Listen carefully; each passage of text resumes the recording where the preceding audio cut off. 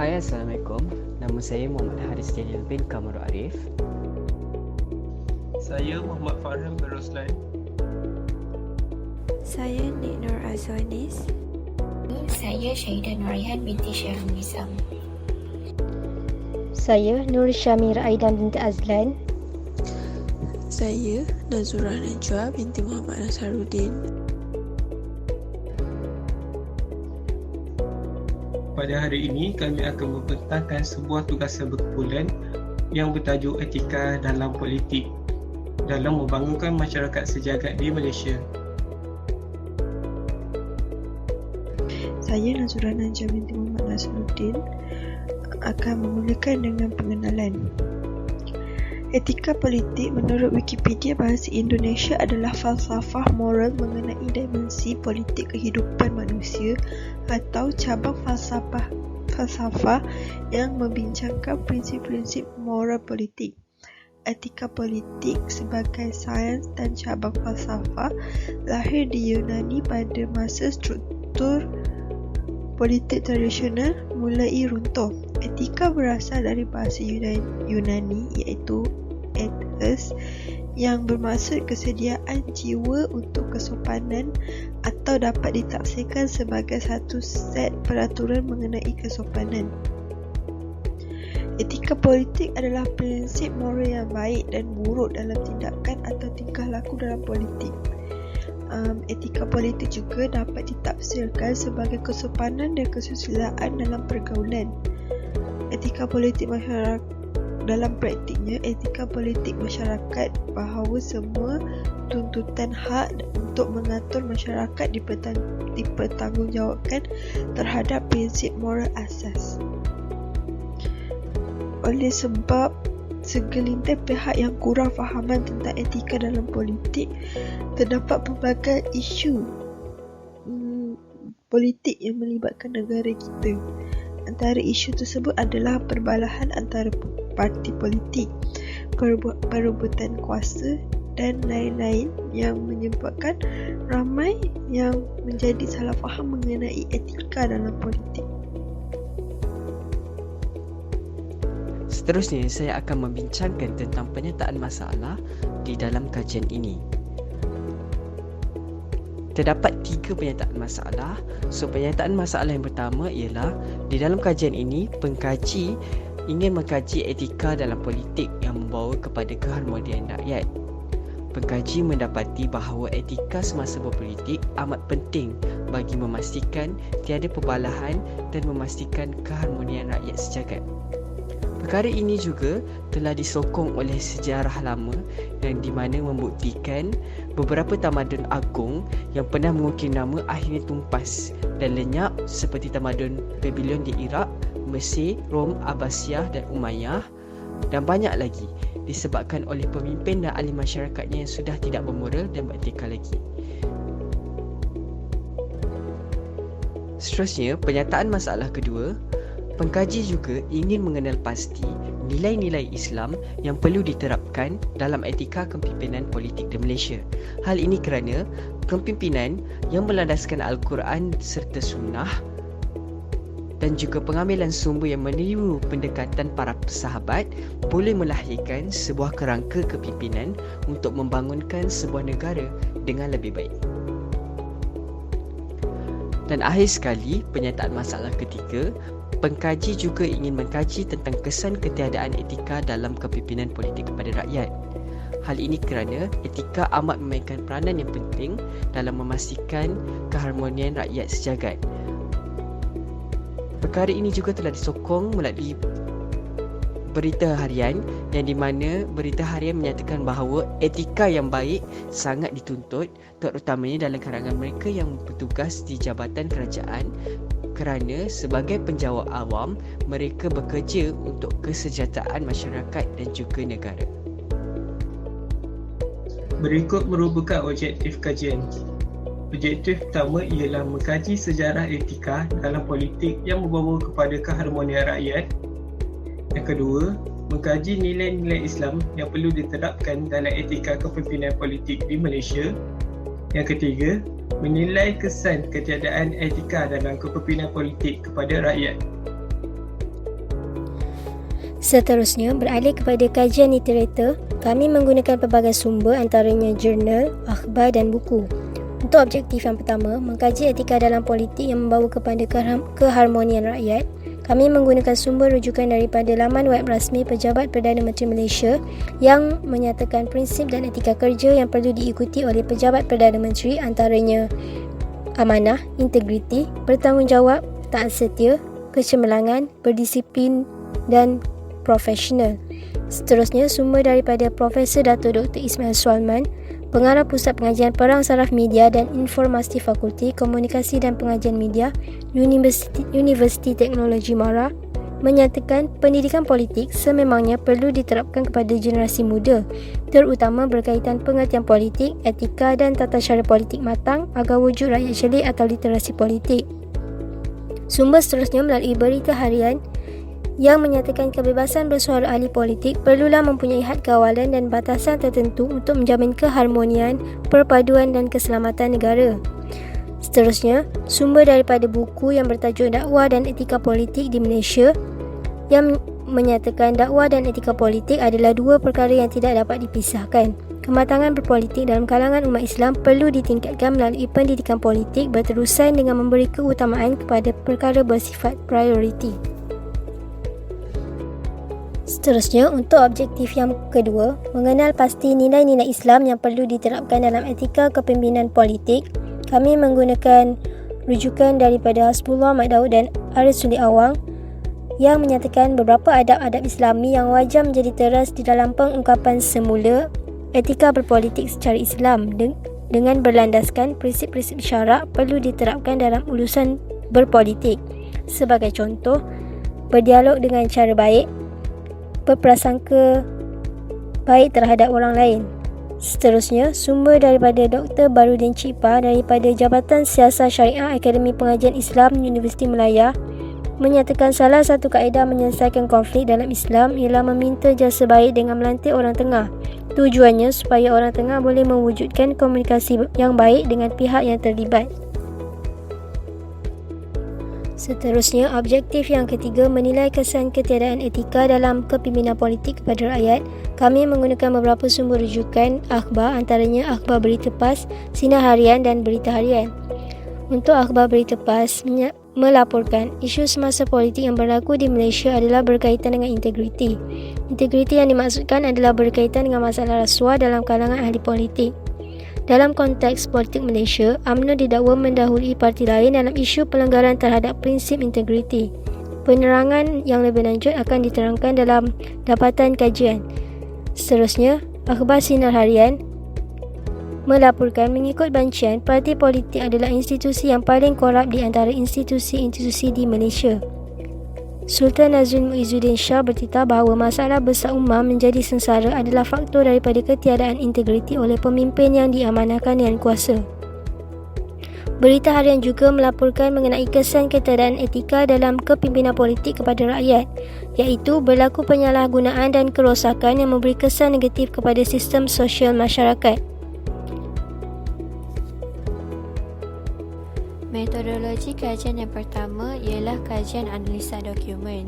Kajian analisa dokumen merupakan salah satu metod kajian selain etnografi, teori beralas atau berlandas, fenomenologi dan kajian sejarah yang digunakan untuk tujuan menganalisis data dokumen dan temu bual berbentuk teks arkib.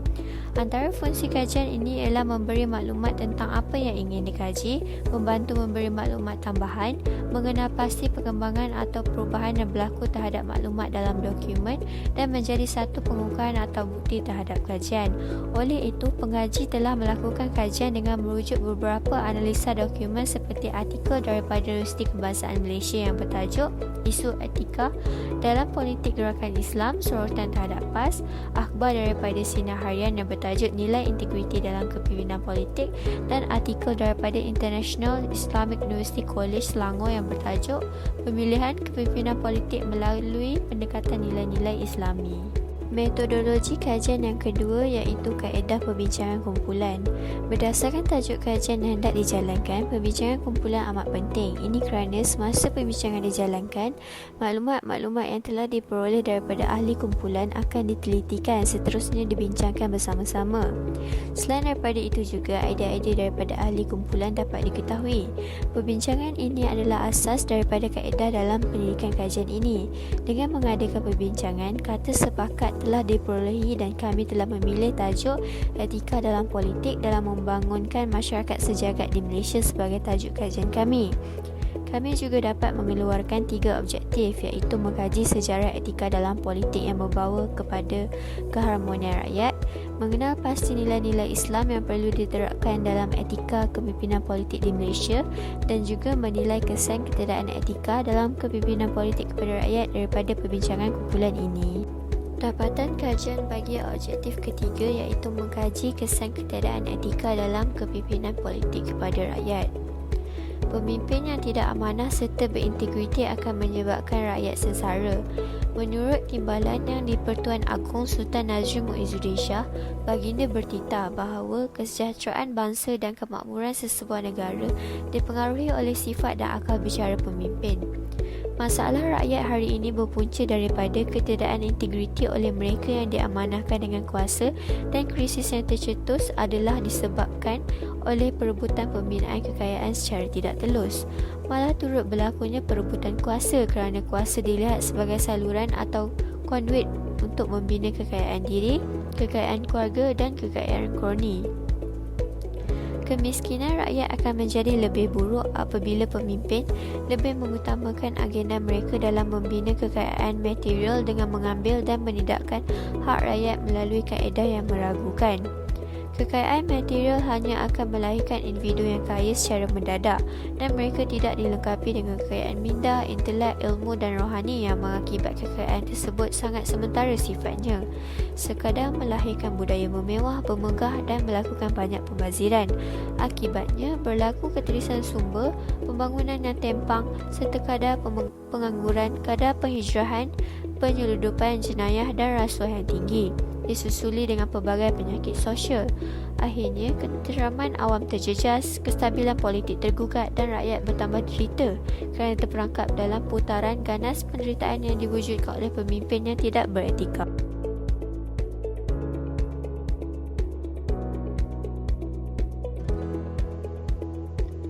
Kegiatan politik yang dipandu oleh wahyu dan berjalan di atas landasan etika boleh memberi implikasi murni kepada seluruh aspek kehidupan masyarakat.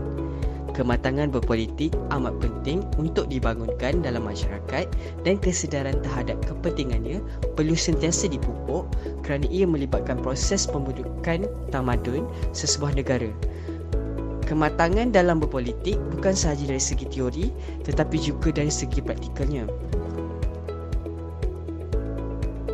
Penyataan ini dipetik daripada Zulkifli Abu Ghani yang menjelaskan kepada kita bahawa betapa pentingnya etika dalam berpolitik bagi memastikan keharmonian rakyat sejagat.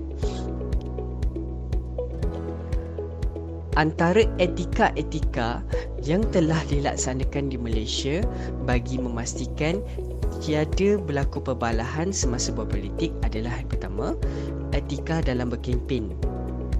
Seperti yang kita sedia maklum, berkempen merupakan salah satu elemen yang sangat penting di dalam politik. Hal ini kerana berkempen merupakan medium komunikasi yang digunakan oleh ahli politik bagi berkomunikasi dengan masyarakat. Menurut Kamus Pelajar edisi kedua, kempen adalah tindakan atau usaha yang dirancang untuk mempengaruhi pendapat umum supaya menyokong atau menentang sesuatu dasar.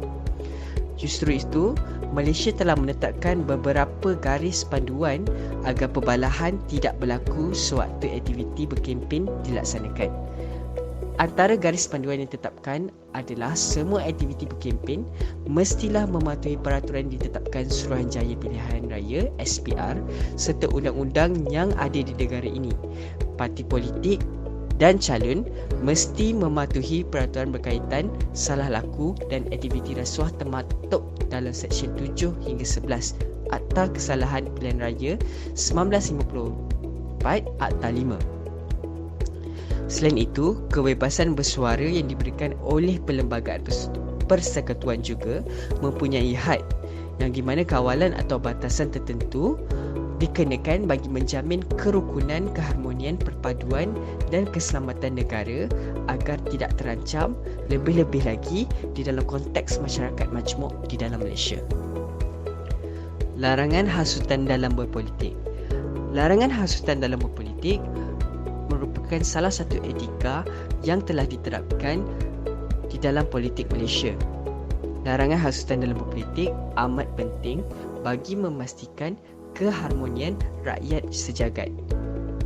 Hal ini kerana dengan adanya larangan hasutan dalam berpolitik, Malaysia telah menggubal Akta Perlembagaan Pindaan 1971 yang di mana Akta A30 menjelaskan sesiapa yang mempermainkan atau mempersoalkan isu sensitif maka ia adalah dianggap sebagai satu hasutan atau jenayah.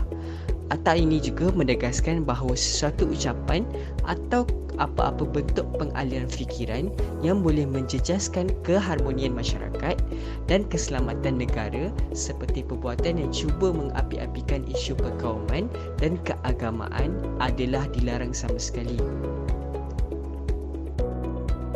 Yang kita semua tahu, politik adalah salah satu cara untuk manusia menyelaraskan tindakan seseorang untuk kebaikan bersama atau kebaikan seseorang individu. Apa yang membezakan politik dengan etika dan sosial ialah di dalam politik ada banyak persoalan berdebat. Kebanyakan ahli teori berpendapat untuk menjadi politik, sesuatu proses itu perlu menggunakan sedikit kekerasan kerana politik mempunyai hubungan rapat dengan konflik. Oleh itu, seseorang individu yang terlibat dengan politik haruslah mengikuti prinsip dan etika yang telah ditetapkan oleh pejabat Perdana Menteri. Setiap prinsip dan etika ini melambangkan betapa pentingnya seseorang itu mengikut etika ketika menggalas sesuatu tugas. Antara etika yang perlu ada pada seseorang untuk memastikan keharmonian negara adalah amanah. Seseorang individu itu perlulah amanah ketika melaksanakan tugas dengan penuh tanggungjawab. Ini adalah untuk mengelakkan keraguan yang bakal tercetus di kalangan orang ramai yang akan menimbulkan fitnah dan mengganggu keharmonian negara. Seterusnya, etika yang perlu ada pada seseorang itu adalah etika proporsional. Individu yang terlibat dengan politik haruslah menunjukkan etika profesional terhadap orang awam. Mereka haruslah sentiasa meningkatkan ilmu dan kemahiran bagi menghasilkan perkhidmatan yang cekap, cepat dan tepat serta memiliki ciri-ciri kreatif, inovatif, bermotivasi, berdaya saing dan accountability. Hal ini adalah kerana apabila individu itu menunjukkan kecerdikannya, orang ramai akan lebih mempercayai dan mendengar kata tanpa perlu membantah atau mempersoalkan segala yang mereka lakukan. Seperti yang kita tahu, sangat penting untuk seseorang itu yang terlibat dalam politik untuk mengamalkan etika dalam politik. Hal ini kerana setiap etika yang ada dapat menerapkan sifat-sifat yang luhur dalam menjalankan tugas bagi mempertingkatkan kualiti dan produktiviti kerja. Selain itu, individu tersebut dapat meningkatkan disiplin diri bagi memberikan perkhidmatan yang baik dan berkualiti kepada organisasi. Akhir sekali, jika individu mengamalkan etika dalam politik, beliau dapat meningkatkan kemahiran dan pelaksanaan tugas dan mampu menyesuaikan diri dengan persekitaran kerja. Bukan hanya individu yang terlibat dengan politik sahaja yang perlu mengamalkan etika dalam politik. Orang awam juga turut perlulah memahami apa itu etika dalam politik. Oleh itu, kita haruslah memupuk. Oleh itu, pihak kerajaan boleh memupuk pendidikan politik dari peringkat awal. Hal ini kerana adalah untuk memastikan anak-anak muda dapat memahami dengan lebih dalam mengenai politik di negara. Untuk mengelakkan ketidakfahaman politik kepada generasi anak muda, kita perlu menerapkan kepada mereka dengan lebih awal apa itu politik, apa itu etika politik. Dengan penerapan ilmu politik yang awal kepada mereka, generasi anak muda dapat memahami etika dalam politik dengan lebih awal, lalu dapat memupuk keharmonian negara pada masa akan datang. Menurut akhbar berita harian, pendekatan pendidikan sejarah di peringkat sekolah menengah mungkin tidak secara khusus menerapkan modul mengenai pendidikan politik dan politik matang. Oleh itu, sudah tiba masanya untuk Kementerian Pendidikan mewujudkan satu subjek khas diajar kepada semua pelajar pengajian tinggi pelbagai disiplin atau pengkhususan berkaitan dengan konsep politik matang. Kebanyakan pelajar pusat pengajian tinggi tidak didedahkan kepada apakah politik, etika berpolitik dan pendekatan politik matang. Tanpa pendedahan awal ini, ramai generasi anak muda akan mudah terpengaruh atau terikut-ikut dengan mana-mana individu atau mana-mana pihak yang berjaya menambat hati mereka. Tanpa berfikir panjang dan menganalisis sesuatu isu, mereka lalu membuat keputusan secara melulu, tidak menimbang baik buruk suatu tindakan. Malah tidak wujud kesedaran politik, menyebabkan ramai generasi muda yang tidak mendaftar sebagai pengundi. Akibat dari tindakan melulu itu, kemungkinan mereka akan tersilap memilih bakal pemimpin mereka yang tidak mengamalkan etika dalam politik, lalu menyebabkan negara huru-hara. Seterusnya, menurut akhbar Sinar Harian, menjelang pilihan raya umum ke-15 yang akan datang, dijangkakan lebih 1.5 juta pengundi muda akan turut menjadi pengundi. Berikutan, remaja berusia bawah 18 tahun layak sebagai pemilih jika PRU 15 diadakan pada tahun 2023. Hal ini selaras dengan usul mantan Menteri Belia dan Sukan YB Syed Saddiq bahawa remaja berusia 18 tahun ke atas dilayakkan untuk mengundi pada PRU yang akan datang.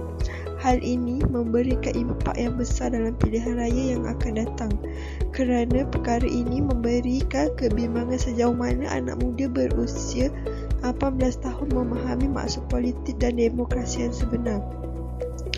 Oleh sebab itu, sudah tiba masanya Malaysia memperkenalkan pendidikan politik di peringkat sekolah menengah dan pusat pengajian tinggi. Usaha itu berupaya meningkatkan kesedaran mengenai etika politik semasa dan menerapkan politik matang. Memandangkan situasi politik dan tingkah laku politik tercemar dengan pelbagai adegan yang melampaui batas mutakhir ini, maka pemikir dan pemuat dasar perlu ke arah mewujudkan pendidikan politik di Malaysia. Telah termaktub dalam Perlembagaan Persekutuan Malaysia Perkara 3 menyatakan bahawa agama Islam ialah agama bagi persekutuan, tetapi agama-agama lain boleh diamalkan dengan aman dan damai di mana-mana bahagian persekutuan. Walau bagaimanapun, dalam menerapkan etika di dalam politik, pemimpin-pemimpin politik haruslah menerapkan nilai-nilai Islam di dalam pentadbiran politik yang berlandaskan prinsip-prinsip syarak. Ia bagi menjamin kestabilan sesebuah negara dalam pelbagai aspek pentadbiran termasuk keamanan dan kesejahteraan. Nilai-nilai Islam yang perlu diterapkan dalam etika kepimpinan politik di Malaysia ialah ikhlas dalam menjauhkan diri daripada hawa nafsu. Nilai ini menyentuh satu aspek penting yang perlu diketengahkan oleh kepimpinan politik di Malaysia. Nilai ini menyeru agar semua ahli politik di Malaysia untuk perlu berlapang dada apabila menerima sebarang kritikan dan cuba memahami bahawa ia merupakan sebuah nasihat yang berguna walaupun berlawanan dengan ego. Apabila berdepan dengan tugasan dan tanggungjawab, ahli politik tidak terlepas daripada perkara yang dianggap salah oleh rakyat. Maka, muncullah kritikan yang dianggap tidak bersusahan dengan seseorang ahli politik. Oleh itu, ahli politik yang berhadapan dengan kritikan harus memahami dan menerimanya sebagai salah satu nasihat yang perlu diambil oleh kepimpinan ahli politik dan membangunkan kesejahteraan masyarakat. Melalui penerapan nilai ini, masyarakat di Malaysia akan bersikap saling berdukung yang mampu memupuk kesejahteraan rakyat. Seterusnya, nilai Islam yang wajib menjadi teras dalam memupuk etika kepimpinan politik di Malaysia ialah berdialog dengan cara yang baik. Berdialog merupakan salah satu cara komunikasi yang diperlukan bagi mengecapi kesejahteraan politik di Malaysia. Dialog dengan cara yang baik dapat dibincangkan dalam pelbagai sudut seperti percakapan yang jelas dan terang, percakapan yang benar dan perkataan yang baik. Di dalam nilai ini, ahli politik di Malaysia digesa untuk berdialog di dalam dialog yang baik bagi membentuk sebuah keputusan dalam sesuatu perkara. Hal ini bukan sahaja dapat menjadi teladan kepada seluruh masyarakat, malah dapat mengelakkan pergaduhan tidak matang yang berlaku di dalam kalangan ahli politik. Oleh itu, nilai Islam ini sangat menitik beratkan komunikasi yang baik yang dapat menghormati pelbagai pihak termasuk undang-undang negara. Ini akan memberi input positif dalam memupuk sikap matang dan kesejahteraan antara rakyat Malaysia. Oleh itu, amatlah penting bagi setiap ahli politik khususnya di Malaysia agar mengamalkan etika berdialog dengan cara yang baik. Ini kerana kemahiran dialog yang baik dapat menerapkan nilai sopan yang amat dititik beratkan di negara ini. Maka, jelaslah dalam Islam kita digesa untuk berdialog dengan cara yang baik. Oleh itu, berdialog dengan cara yang baik merupakan etika yang perlu diterapkan oleh pemimpin politik di Malaysia. Seterusnya, nilai-nilai Islam yang perlu diterapkan dalam etika kepimpinan politik di Malaysia ialah berprasangka baik terhadap orang lain. Berprasangka baik terhadap orang lain membawa maksud ahli-ahli politik dan masyarakat Muslim perlu memupuk sikap terbuka dan menjadikan setiap kritikan sebagai positif dan membantu membina serta menyelesaikan sebarang permasalahan dan kebaikan untuk masa hadapan. Perselisihan politik yang tercetus perlu diuruskan dengan baik demi kebaikan bersama dan hal ini perlu bertunjangkan dengan tuntutan agama. Hal ini boleh dikaitkan dengan situasi politik semasa iaitu perselisihan antara Parti Keadilan Rakyat PKR dan Perikatan Nasional. Menurut Ketua Penerangan PKR, kritikan daripada rakyat kepada Perikatan Nasional menyebabkan cubaan Perikatan Nasional mengalihkan kritikan tersebut untuk menyerang PKR sudah pastinya sesuatu yang tidak seharusnya dilakukan kerana kita harus memfokuskan kepada ikhtiar membendung penularan wabak yang melanda. PKR menafikan terdapat usaha untuk mengajak rakyat Malaysia supaya beramai-ramai menghasilkan video pendek bagi mengkritik kerajaan Perikatan Nasional. Oleh itu, penting untuk Perikatan Nasional bersikap positif menerima kritikan rakyat dan bukannya menyalahkan pihak lain. Hal ini selaras dengan nilai-nilai Islam yang perlu diterapkan dalam etika kepimpinan politik, iaitu berprasangka baik terhadap orang lain. Nilai Islam lain yang perlu diterapkan dalam etika kepimpinan politik di Malaysia ialah melantik Al-Hakam atau Orang Tengah. Pelantikan Orang Tengah merupakan etika berpolitik secara Islam dengan berlandaskan prinsip-prinsip syarak. Ahli-ahli politik dan masyarakat Muslim perlu bersungguh-sungguh mengatasi masalah perselisihan dan sekiranya wujud maka Orang Tengah perlu dilantik bagi menggambarkan kesungguhan sekiranya timbul perselisihan dan mudah-mudahan Orang Tengah mampu menjernihkan keadaan dan merapatkan hubungan. Menurut Dr. Barudin Cipa daripada Jabatan Syariah Akademi Pengajian Islam Universiti Melaya, Pelantikan orang tengah boleh berlaku atas permintaan daripada orang yang berada di dalam konflik dan ada yang merupakan usaha dari orang tengah sendiri.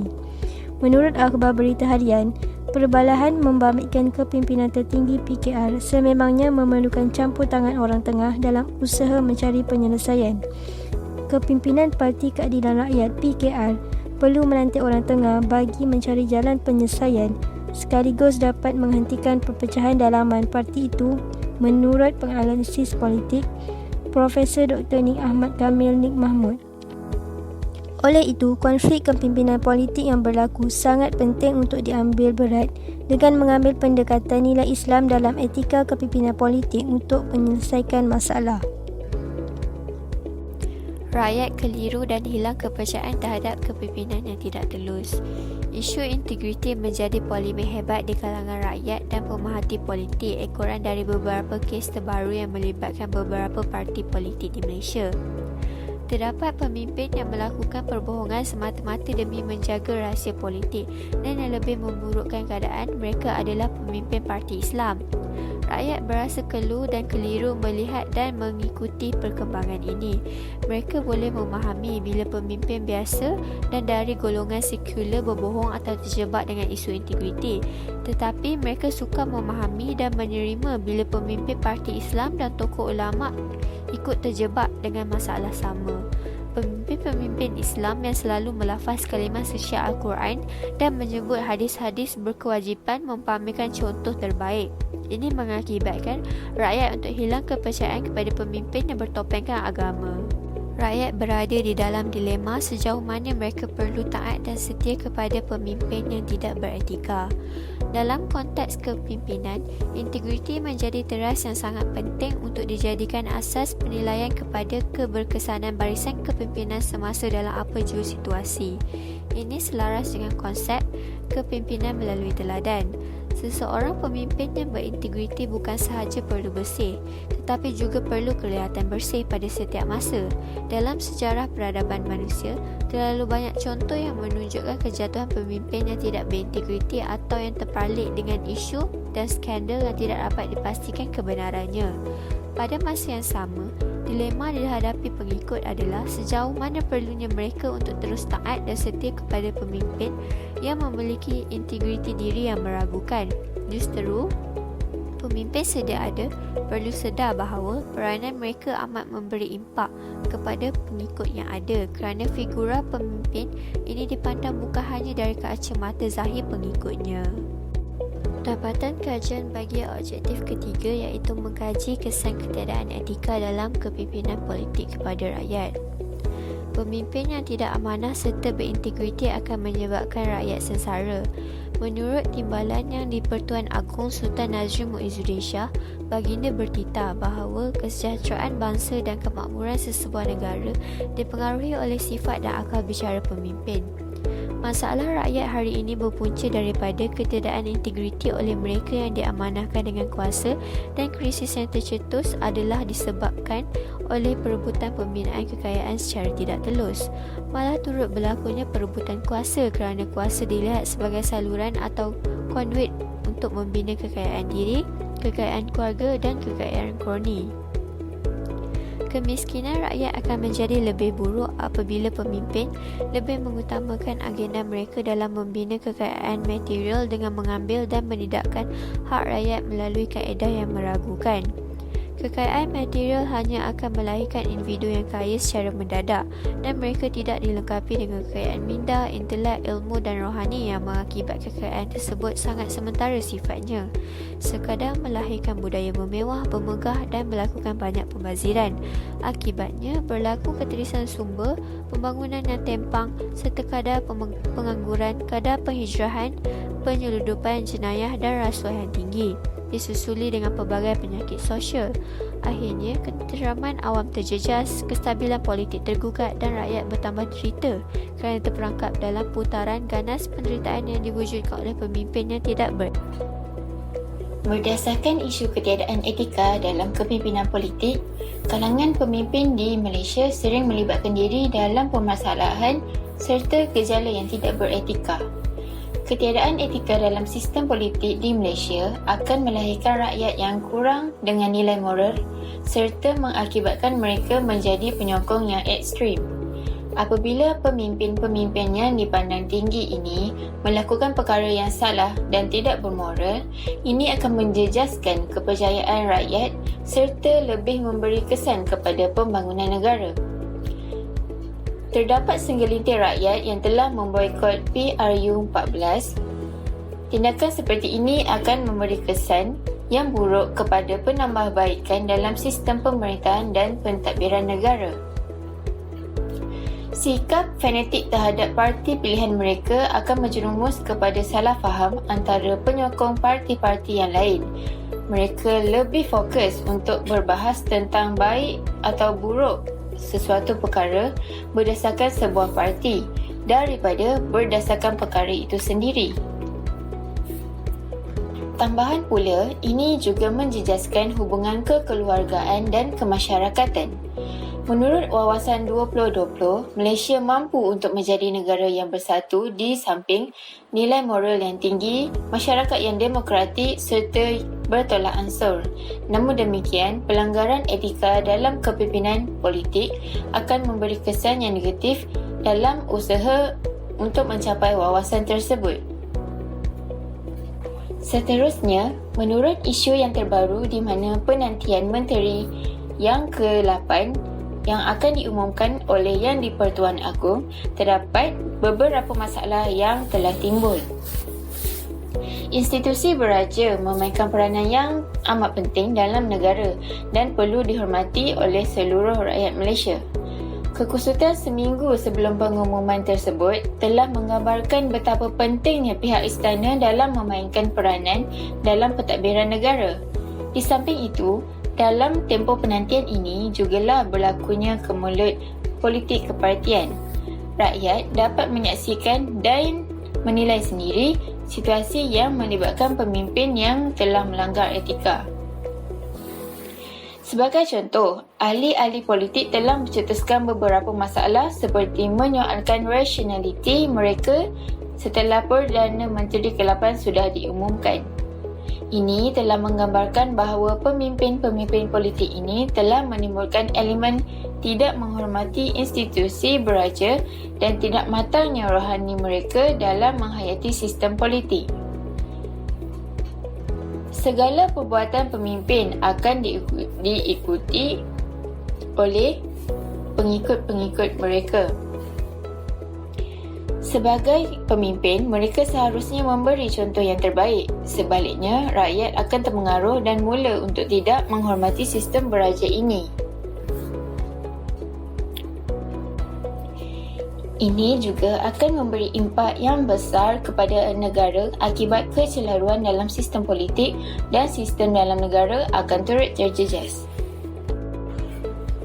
Kesimpulannya, sistem politik adalah elemen yang sangat penting dalam negara yang memberi impak kepada pembangunan negara sekiranya rakyat dan pemimpin bersatu padu dan bekerjasama dalam menjayakan usaha ini. Etika dalam sistem politik adalah sangat penting, akan tetapi seringkali dipandang remeh oleh pemimpin dan juga rakyat. Objektif yang telah menjadi garis panduan sepanjang kajian ini adalah mengkaji etika dalam politik yang membawa kepada keharmonian rakyat, mengenal pasti nilai-nilai Islam yang perlu diterapkan dalam etika kepimpinan politik di Malaysia, dan akhir sekali menilai kesan ketiadaan etika dalam kepimpinan politik kepada rakyat.